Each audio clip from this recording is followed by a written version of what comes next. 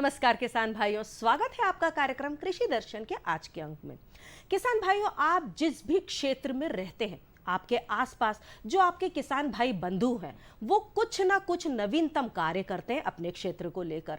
कृषि में कुछ ना कुछ नवीनतम अपनी जो नई उनकी जो योजनाएं हैं उनको लागू करते हैं, कुछ ना कुछ नया उगाने को करते हैं, कुछ नया परिवर्तन करने की कोशिश करते हैं। और ऐसे किसान भाइयों को हम अपनी नज़र से कृषि विज्ञान में जो कृषि के जो हमारे विशेषज्ञ उनसे अलग नहीं मानते, उनको भी कृषि विशेषज्ञों के समान ही दर्जा देते हैं।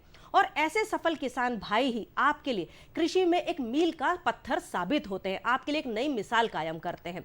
और ऐसे सफल किसान भाइयों से मिलवाने का बीड़ा उठाया है कार्यक्रम कृषि दर्शन ने। तो चलिए आज के अंक में भी हम आपको एक ऐसे ही सफल किसान से मिलवा रहे हैं जो कि औषधीय फसलों के जो उद्यमी बन चुके हैं, बहुत ही सफलता हासिल की है, बहुत सारे इन्होंने जो अवार्ड है वो मिल चुके हैं। तो चलिए मिलते हैं इनसे और सुनते हैं इनकी सफलता की कहानी इन्हीं की जुबानी। इनका नाम है श्री अंबिका प्रसाद पटेल। ये कुंडम विकास खंड जबलपुर से हमारे साथ आए हुए हैं। नमस्कार, बहुत बहुत स्वागत है आपका। सर, आप सबसे पहले तो हमारे किसान भाइयों को अपना परिचय दीजिए। आप कहाँ से आते हैं, आपने क्या किया और खेती को ही क्यों अपनाया? जी जी जी। मैं अंबिका प्रसाद पटेल, ग्राम हिनौता, विकासखंड कुंडम, जबलपुर से आया हुआ हूँ। मुझे 27 वर्ष हो गए हैं औषधि फसलों पर आधारित कृषि करना एवं उनके प्रसंस्करण करके एक उच्च गुणवत्ता युक्त उत्पाद तैयार करके विपणन कार्य करना। जी, आपने ये बताइए कि आपने पढ़ाई की, कहाँ तक पढ़ाई की और पढ़ाई के बाद आपने नौकरी क्यों नहीं की, कृषि को ही क्यों अपनाया? एजुकेशन तो मेरा सीमित ही रहा जी। जवाहरलाल नेहरू कृषि विश्वविद्यालय के वैज्ञानिकों के माध्यम से, ट्रेनिंग प्रोग्राम के माध्यम से औषधि फसलों का चयन किया। चूँकि फादर भी ये नहीं चाहते थे कि आप पलायन करें या किसी अदर स्टेट में जाकर के नौकरी करें। एक तो घर का ये सुझाव था कि हम घर पे परिवार के साथ में रहें और खेती को ही लाभ का धंधा बनाएं, और फादर का ही ये था कि खेती को एक उद्योग के रूप में आप प्रस्तुत करें, ताकि आपको देख करके आने वाले टाइम पर और भी युवा प्रभावित हो। और एजुकेशन की दृष्टि से खेती के कार्य में, अन्य काम में डिग्री का महत्व न होते हुए अनुभव का महत्व मैं ज़्यादा मानता हूँ। हाँ जी। तो एक कृषि जो है एक अच्छा उद्योग है। यदि हमारा शिक्षित युवा भी उसको उद्योग के रूप में अपनाता है तो मैं कहूँगा कि बहुत ही अच्छा होगा। कृषि और अन्य छोटा कार्य, कोई भी छोटा और बड़ा नहीं होता है, और कृषि सबसे उत्तम कार्य होता है जिसमें हमें अन्य तरह के अनाज एवं फल, सब्जियां और औषधि प्राप्त होती हैं। तो कृषि एक ऐसा प्लेटफॉर्म है जहां पर आप एक अच्छा उद्योग कर सकते हैं या आप अपने आप को एक उद्यमी के रूप में प्रस्तुत कर सकते हैं। जी। पटेल साहब, आपने सिर्फ और सिर्फ औषधीय फसलों को ही क्यों चुना? चूँकि अन्य फसलों पर मैंने प्रशिक्षण तो प्राप्त किया, मशरूम और अन्य फसल जैसे कि कुक्कुट, मुर्गी, भेड़ पालन, ये सभी, परंतु उसमें पारिवारिक संरक्षण ये थी कि कहीं हम फिश पालते हैं तो उसमें जीव हत्या होती है। जी। तो हमने फ्लावर यानी फूलों की खेती और औषधि फसलों का ही चयन किया।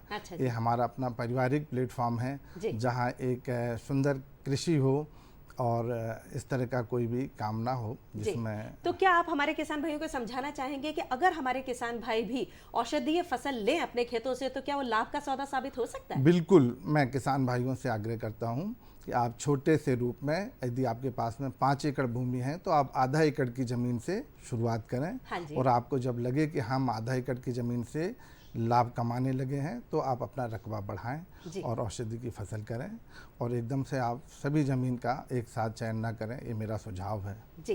पटेल साहब, क्या आपके साथ और बहुत सारे भी कृषक जुड़े हुए या आप अकेले काम करते हैं? क्या आपने कुछ समूह भी बनाया हुआ है? बिल्कुल, मेरे पास में 17 जिलों में समूह हैं, कृषक समूह हैं, और हम कृषक समूह के माध्यम से जैविक, मैम आप यहाँ जैविक विधि से ही हम लोग खेती कर रहे हैं, और ऑर्गेनिक जिसे कहते हैं कि गाय के गोबर से संबंधित जो फसल हम उत्पादन करते हैं उनको जैव विविधता के माध्यम से उत्पादित की गई फसलों मानी जाती हैं, कहते जी, हैं, जिसमें जी, हमारे द्वारा या हमारे किसानों के द्वारा रासायनिक खाद का प्रयोग कदाचित नहीं होता है। अरे वाह, जी जी जी, तो जैव विविधता के माध्यम से औषधि फसल करना, हाँ जी, यही हाँ, है। जी। पटेल साहब, क्या आप एफपीओ से भी जुड़े हैं? आपका क्या बिल्कुल। योगदान है? मतलब आप कैसे जुड़े, वो आप किसान भाइयों को बताएं। किसान से तो हम जुड़े हुए हैं, हमारे स्टूडेंट और उद्यमी हैं, बहुत सारे कॉलेज के स्टूडेंट और छात्र हैं जो हमारे कृषि क्षेत्र से जुड़े हुए हैं और वहाँ आकर के वो प्रशिक्षण ट्रेनिंग प्रोग्राम लेते हैं और औषधि फसलों पर आधारित प्रशिक्षण भी वो प्राप्त कर रहे हैं। हाँ जी। कृषक जो समूह आपने बनाए हैं उनको जोड़ा किस प्रकार से? क्या आपने कुछ व्हाट्सएप का ग्रुप बनाया हुआ है? उन तक संदेश आप कैसे पहुंचाते हैं? व्हाट्सएप ग्रुप भी बनाया हुआ है, साथ में ये आज से नहीं जुड़े हैं, लगभग 20 वर्षों से जुड़े हुए हैं। पहले तो 150 किसान थे, अभी लगभग हमारे पास में 2000 किसानों का ग्रुप है जी। जो मध्य प्रदेश में काम कर रहा है और बहुत छोटे रूप में काम कर रहे हैं और छोटा छोटा प्रोडक्शन है जो एक कलेक्शन, जो जैसे हमने शिक्षित रोजगार कहा है, शिक्षित रोजगार शिक्षित युवा जी जी, उन छोटे छोटे कलेक्शन को वो कलेक्ट कर रहे हैं, उसको एक क्लस्टर में कृषि करके एक शिक्षित युवा उन उत्पादों की मार्केटिंग से जुड़ा हुआ है और हाँ उसको जोड़ रहे हैं। हम लोग उसको नेशनल एवं इंटरनेशनल मार्केट से भी जोड़ने का प्रयास कर रहे हैं। जी। पटेल साहब, किसान भाई जो है अपनी खेत में जो पड़त भूमि है उससे कहीं ना कहीं वो परेशान हो जाता है, उससे वो उपज नहीं ले पाता, तो आप किसान भाई को कैसे समझाना चाहेंगे पड़त भूमि का वो उपयोग किस प्रकार से? हमारी यही प्राथमिकता है, सबसे प्रथम प्राथमिकता ये है कि जिस भूमि का वो उपयोग नहीं कर रहे हैं उसे प्रथम वर्ष वो औषधि फसलों पर ही उपयोग करें, क्योंकि वो पड़त भूमि जिस पर कभी रासायनिक खाद का प्रयोग नहीं हुआ है वो औषधि फसलों के लिए अत्यधिक उपयुक्त होगी। और मैं मानता हूं कि वो आधा एकड़ 1 एकड़ की ज़मीन पर यदि औषधि फसलों का चयन करते हैं तो निश्चित तौर पे परंपरागत जो फसल लगाते हैं उनकी अपेक्षा उनको अधिक लाभ प्राप्त होगा। जी। जो आजकल संचार के जो माध्यम चल गए हैं, बहुत हमें सुविधा हो गई है, हर व्यक्ति को अपनी बात हजारों लोगों तक पहुंचाने की सुविधा मिल चुकी है, तो शिक्षित लोग, अशिक्षित लोग, इनको आप कैसे जोड़ते हैं, कैसे उन तक अपना संचार पहुंचाते हैं और कैसे वो आपसे लाभ उठा सकते हैं? अशिक्षित जो किसान है वो खेती करता है और खेती में वो शिक्षित व्यक्ति से ज़्यादा अच्छी खेती करता है, क्योंकि वो कृषि क्षेत्र में ही शिक्षित है। उसको हम कृषि क्षेत्र का ही वैज्ञानिक कहते हैं, कृषक उद्यमी कहते हैं। और जो एजुकेटेड है उन किसानों से उत्पादित फसल को वो क्रय करता है और मंडी तक पहुंचाने की व्यवस्था करता है। तो शिक्षित और गैर शिक्षित दोनों का रोजगार उसमें शामिलित होता है। हाँ जी। किसान भाइयों, हमारी चर्चा जारी रहेगी, लेकिन अभी रुकते हैं एक छोटे से ब्रेक के लिए, आप कहीं मत जाइएगा।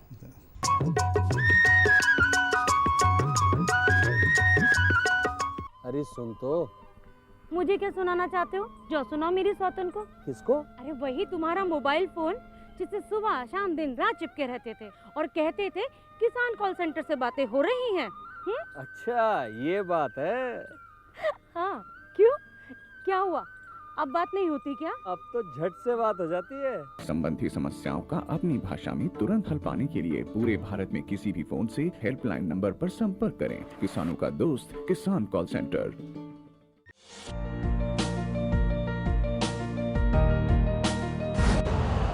यूरिया का स्वदेशी उत्पादन 70 लाख टन बढ़ाने के लिए 6 उर्वरक संयंत्रों का उद्धार किया जा रहा है। FCIL के गोरखपुर, सिंदरी, तलचर और रामागुंडम संयंत्र, HFCL की बरौनी इकाई और BVFCL की नामरू फोर्थ। सोने पर सुहागा ये है कि देश में अब बनेगा सिर्फ नीम लेपित यूरिया, क्योंकि इससे होगा किसानों का फायदा ही फायदा। अनाज का उत्पादन 10% तक बढ़ेगा, बढ़ेगी 10 से 15% नाइट्रोजन क्षमता।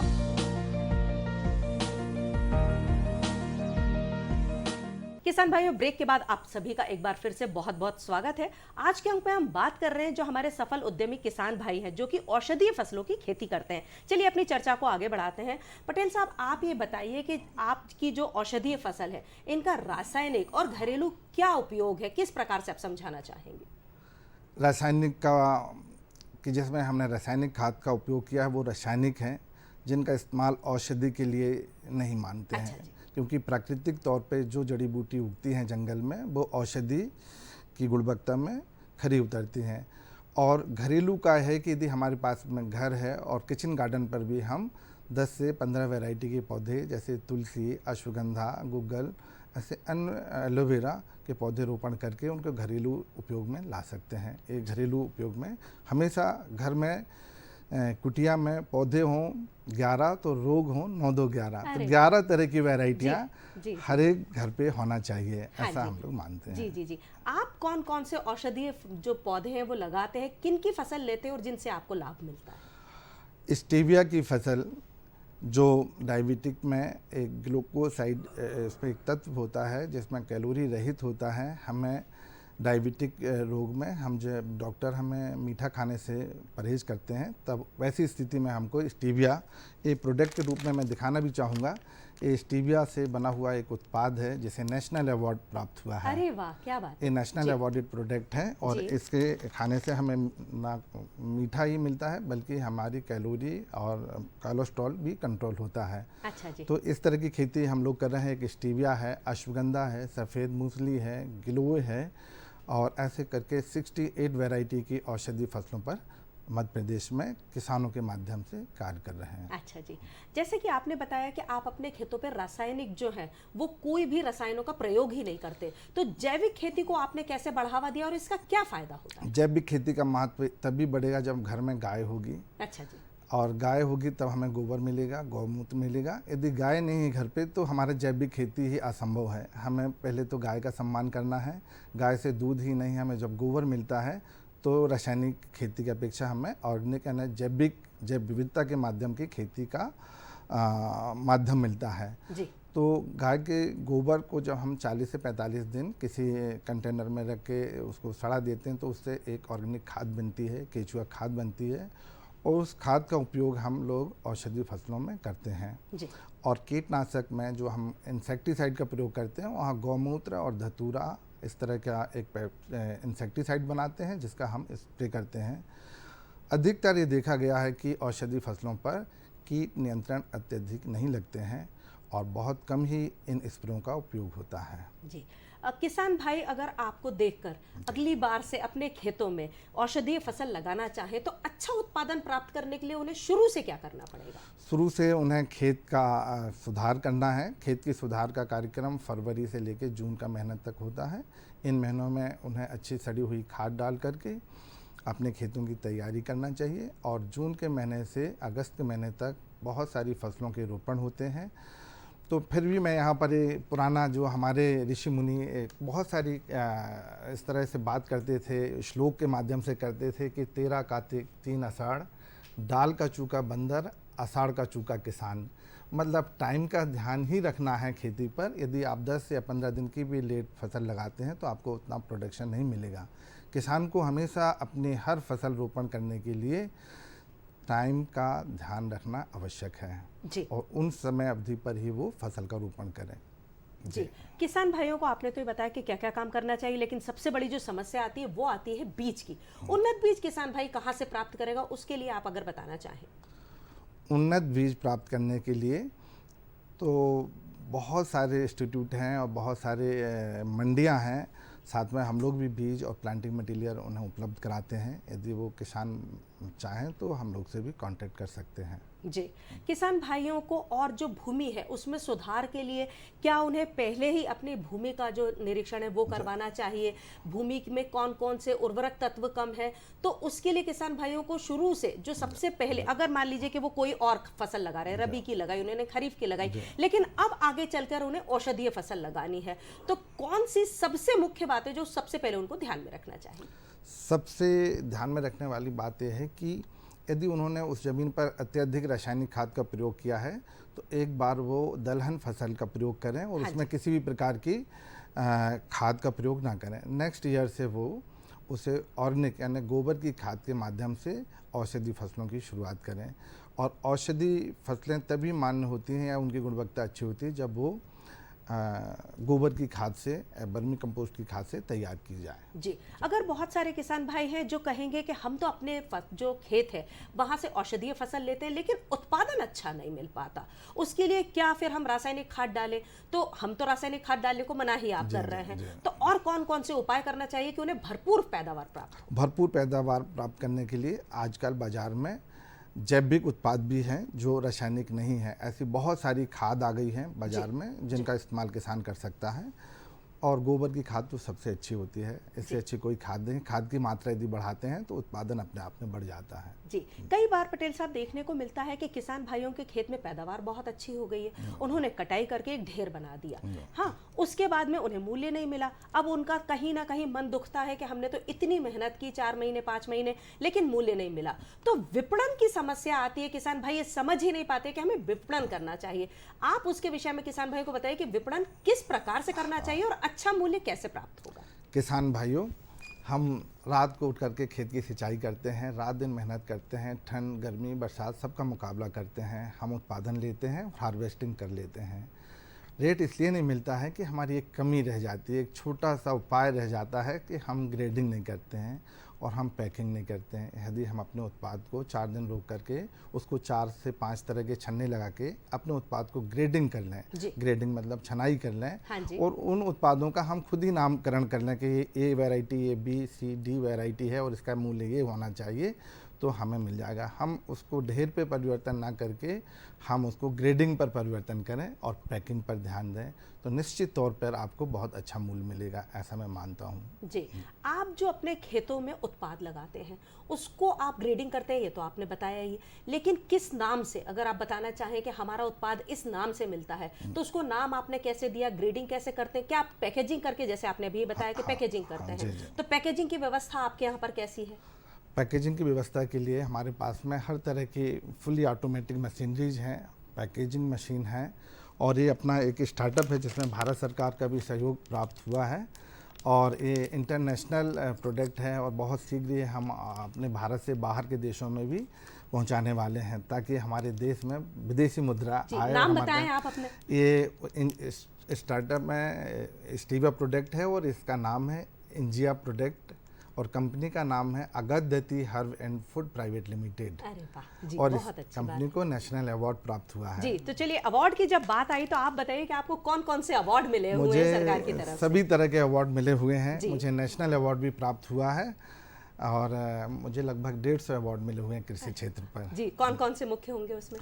कृषि है, प्रथम उत्पादक का अवार्ड है, और उद्यान की और एग्रीकल्चर के ना जाने कितने अवार्ड हैं कि मैं बतला भी नहीं सकता। जी, आपको बहुत बहुत बधाई है हमारी पूरी टीम की तरफ से। आप ये बताइए कि अभी कुछ दिनों पहले ही हमारी राष्ट्रपति महोदय आई हुई थी, क्या आपसे मिली? उन्होंने क्या रिस्पांस दिया आपको? हमारे द्वारा प्रत्येक मेलों में भाग लिया जाता है, जहाँ भी वन मेले होते हैं या कोई भी एमएसएमई के मेले होते हैं, तो हम अपने प्रदर्शन को प्रस्तुत करते हैं। अभी जस्ट माननीय राष्ट्रपति महोदया शहडोल आई थी जी, उन्होंने हमारे उत्पाद को देखा और आशीर्वाद दिया और बहुत सराहा, बहुत ही अच्छा लगा उनको, मेरा कोटि कोटि प्रणाम। जी, जैसे कि आपने बोला कि आप हर मेला में जाते हैं, तो भोपाल में भी एक इंटरनेशनल वन मेला लगता है, तो क्या आप उसमें भी अपना उत्पाद लेकर जाते हैं? बिल्कुल, मैं उस पर भी उत्पाद लेकर जाते हैं हम, और हमको वहाँ से भी अवार्ड मिला। जी जी, मन से, लगन से, कर्मठता से किया जाए तो हर काम आसान हो जाता है, ये तो बिल्कुल आप लोग भी मानेंगे। आप ये बताना चाहें कि बहुत सारे किसान भाई ऐसे हैं कि वो कह रहे हैं हम तो कृषि कर रहे हैं, तो औषधीय फसल ही क्यों लगाएं? उसके लिए अगर आप चलते चलते कुछ संदेश देना चाहें। नहीं, औषधि फसल आप कम क्षेत्र में करें और जब नेक्स्ट ईयर आपको ज़्यादा उसमें लाभ लगे तब अपना रकबा बढ़ाएं, एकदम से नहीं, ये मैं भी कहूँगा। और हमारा अपना सबका सहयोग है, हम लोग जो 20 साल पहले से कर रहे हैं उस श्रृंखला में आप भी जुड़िए, हम लोग का आपको सहयोग प्राप्त होगा। और यूथ को बोलूँगा, मैं युवाओं को बोलूँगा, शिक्षित युवाओं को बोलूँगा कि यदि आपके घर में खेती है तो आप औषधि फसलों से जुड़ें, आप नौकरी की तरफ ना जाएं, आपके घर में स्वयं का रोजगार है, ये मैं कहूँगा। जी, आप आए हमारे स्टूडियो में और हमारे किसान भाइयों को इतनी अच्छी जानकारी दी, उसके लिए आपका बहुत बहुत धन्यवाद। आपका भी नमस्कार। Thank you. किसान भाइयों, आप कहीं मत जाइएगा, अब हम चलते हैं खबरें खेती की ओर। नमस्कार किसान भाइयों, खबरें खेती की में आपका स्वागत है। चलिए सबसे पहले एक नज़र कृषि से जुड़ी आज की प्रमुख खबरों पर। पीएम सम्मान योजना में पात्र किसानों के नाम जुड़ेंगे, टैगिंग करने पर उर्वरक कंपनियों पर होगी कार्यवाही, मध्य प्रदेश में 77 लाख हेक्टेयर में हुई बोनी, चने में उकटा रोग का बचाव और पशुओं में खर्राटा रोग। और चलिए देखते हैं समाचार विस्तार से। मध्य प्रदेश के मुख्यमंत्री श्री शिवराज सिंह चौहान ने कहा है कि प्रधानमंत्री सम्मान किसान निधि और मुख्यमंत्री किसान कल्याण योजना में उन किसानों के नाम भी जोड़े जाएंगे जो पात्र होते हुए भी किसी वजह से नाम नहीं जुड़वा सके। किसानों की राजस्व और विद्युत देयक संबंधी समस्याओं के निवारण के लिए शिविर भी लगाए जाएंगे। राज्य सरकार डिफाल्टर किसानों की ब्याज राशि की प्रतिपूर्ति करेगी। मुख्यमंत्री ने किसानों के हित में अनेक महत्वपूर्ण घोषणाएं की। इनमें नहरों की मरम्मत, मंडियों में किसानों के हित में अत्याधुनिक उपकरण स्थापित करने, बड़े तौल कांटे लगाने, राजस्व भूमि पर वर्षों से कृषि कार्य करते आ रहे किसानों के लिए पात्रतानुसार आवश्यक पट्टे प्रदान करने, विभिन्न योजनाओं के लिए सरकार द्वारा किसान की जमीन लिए जाने के फलस्वरूप नामांतरण की व्यवस्था सुनिश्चित करने की घोषणाएं शामिल हैं। मुख्यमंत्री भोपाल में किसानों को संबोधित कर रहे थे। प्रारंभ में किसानों के संगठन द्वारा मुख्यमंत्री को सुझाव पत्र भी दिया गया। मुख्यमंत्री ने कहा कि प्रदेश के अनेक किसान सम्मान निधि के पात्र हैं। यदि सूची में पात्र किसानों के नाम दर्ज नहीं हो सके हैं तो उन्हें दर्ज कर 10,000 रुपये वार्षिक सहायता राशि प्रदान की जाएगी। प्रदेश के किसान बड़ी संख्या में प्रधानमंत्री सम्मान किसान निधि में 6,000 और मुख्यमंत्री किसान कल्याण योजना के 4,000 मिलाकर प्रति हितग्राही सालाना मिलने वाली 10,000 रुपये की राशि से लाभान्वित हो रहे हैं। उर्वरक निर्माता एवं प्रदायक कंपनियों द्वारा उर्वरक के साथ अन्य उत्पादों की टैगिंग की बढ़ती शिकायतों को देखते हुए केंद्रीय रसायन और उर्वरक मंत्रालय ने कड़ा रुख अपनाया है। संयुक्त सचिव उर्वरक सुश्री नीरजा अदिदाम ने इस संदर्भ में एक डीओ लेटर जारी किया है कि इस पर कंपनियां तत्काल प्रभाव से रोक लगाएं। उन्होंने कहा है कि उर्वरक कृषि में उपयोग होता है और सरकार इस पर अनुदान के लिए अत्यधिक राशि खर्च करती है। टैगिंग से अनावश्यक रूप से उर्वरकों की कीमतों में बढ़ोतरी होती है, इसलिए कंपनियां इस पर रोक लगाएं। उन्होंने कहा कि भविष्य में इस संबंध में किसी तरह की शिकायत आती है तो संबंधित कंपनी के विरुद्ध कड़ी कार्रवाई की जाएगी। ज्ञातव्य है कि कुछ आपूर्तिकर्ता कंपनियों और उर्वरक विक्रेताओं द्वारा यूरिया एवं डीएपी के साथ sulphur, nano urea, herbicide, pesticide, सूक्ष्म तत्व मिश्रण जैसे अन्य उत्पादों की टैगिंग कर बेचना संज्ञान में आया है, जो सर्वथा अनुचित है। ऐसा करना एफसीओ 1985 एवं उर्वरक संचलन आदेश एवं आवश्यक वस्तु अधिनियम 1955 का स्पष्ट उल्लंघन है। इस संबंध में केंद्रीय उर्वरक मंत्रालय ने टैगिंग करने तथा टैगिंग करने वालों के विरुद्ध सख्त कार्रवाई के निर्देश जारी किए हैं। मध्य प्रदेश कृषि विभाग के मुताबिक प्रदेश में रबी फसलों का सामान्य क्षेत्र 124,77,000 हेक्टेयर है। इस वर्ष 139.06 लाख हेक्टेयर में रबी फसलें ली जाएंगी। कृषि विभाग के अनुसार अब तक 77.60 लाख हेक्टेयर में बोनी कर ली गई है। इसमें राज्य की प्रमुख रबी फसल गेहूं की बोनी 42.2 लाख हेक्टेयर में हुई है, जबकि गत वर्ष अब तक 38.50 लाख हेक्टेयर में गेहूं बोया गया था। दूसरी प्रमुख फसलें चने की बोनी अब तक 14.71 लाख हेक्टेयर में हो गई है। अन्य फसलों में अब तक मटर 1.76 लाख हेक्टेयर, मसूर 4.98 लाख हेक्टेयर में बोई गई है। राज्य की प्रमुख तिलहनी फसल सरसों की बोनी 12.53 लाख हेक्टेयर में हुई है। अलसी की बोनी 89,000 हेक्टेयर में हुई है। इस वर्ष गन्ना 1.40 लाख हेक्टेयर में लिया जाएगा। अब तक इसकी बुआई 26,000 हेक्टेयर में हुई है। प्रदेश में अब तक कुल अनाज फसलें 42.47 लाख हेक्टेयर में, दलहनी फसलें 21.45 लाख हेक्टेयर में एवं तिलहनी फसलें 13.42 लाख हेक्टेयर में बोई गई हैं। चने का उकटा रोग सामान्य रूप से आता है। उकटा रोग की फफूंदी मिट्टी में रहती है तथा साल दर साल पनपती रहती है। इस रोग के नियंत्रण के बचाव के उपाय अधिक कारगर हैं। इसके लिए ग्रीष्मकालीन गहरी जुताई करके मिट्टी में छिपी फफूंदी को नष्ट करना चाहिए। बुआई पूर्व बीज का उपचार ट्राइकोडर्मा 5 ग्राम प्रति किलो बीज के हिसाब से अथवा 2 ग्राम थायरम प्रति किलो बीज के हिसाब से करना चाहिए। इसी प्रकार हर वर्ष एक ही जमीन में चने की खेती नहीं करें। चने की रोग रोधी जातियां जैसे JG 315, JG 74, JG 11, JG 130, JG 16 Bharti, JG 63, JG 322, विजय श्वेता, काक 2, BG 1053 इत्यादि ही लगाएं। चना के साथ अलसी की अंतर्वर्ती फसल लगाएं। 2 कतार चने के साथ 1 कतार अलसी की लगाएं। ट्राइकोडर्मा 5 ग्राम प्रति लीटर पानी में घोल बनाकर सीमित क्षतिग्रस्त क्षेत्रों में मिट्टी में डालें। इस प्रकार के उपायों से चने का उकटा रोग समाप्त होगा और उत्पादन में वृद्धि होगी। कभी कभी किसी पशु को विशिष्ट बीमारी होने से वो भी खर्राटे लेते हैं। ये बीमारी सभी प्रकार के पशुओं में हो सकती है। इस रोग को ग्रामीण इलाकों में नाकाडी या घुरघुरी या स्थानीय बोली में अन्य नामों से जाना जाता है। इस रोग का फैलाव विभिन्न प्रकार के वायरस के कारण होता है। इनमें लिमनिया जाति की लार्वा की बढ़वार होकर पानी में प्रवेश करते हैं। ऐसा दूषित पानी तंदुरुस्त पशु ने पी लिया तो उसे इस रोग की बाधा हो जाती है। ये जंतु पशु के नाक के नज़दीक की चमड़ी में प्रवेश करते हैं और वहाँ तेज़ी से पनपते हैं। इस रोग का प्रमुख लक्षण खर्राटे जैसी आवाज़ आना है। पशु की नाक से चिपचिपा पदार्थ बहता है तथा नाक में फूल गोभी जैसी पेशियों की बढ़वार दिखाई देती है। कभी कभी नाक से बहने वाले पानी में खून भी आता है। पशु बार बार छींकता रहता है। ऐसे में अनुभवी पशुओं के डॉक्टर द्वारा पशु की तुरंत जांच करवाएं। तो किसान भाइयों, खबरें खेती की में इतना ही। मुझे दीजिए इजाजत। नमस्कार। किसान भाइयों, ये तो था हमारा आज का कार्यक्रम कृषि दर्शन का। आज के अंक में हमने जाना कि किस प्रकार से एक कृषक औषधीय फसल को अपनाकर एक सफल उद्यमी बन सकता है। अगर आप हमारा आज का यह अंक देखना भूल गए हो या फिर दोबारा देखना चाहते हो तो कल सुबह 7:30 पर पुनः प्रसारण आप देख सकते हैं। अगले अंक में फिर होगी मुलाकात कुछ अन्य कृषि संबंधित जानकारियों के साथ। तब तक के लिए मुझे आज्ञा दीजिए। नमस्कार।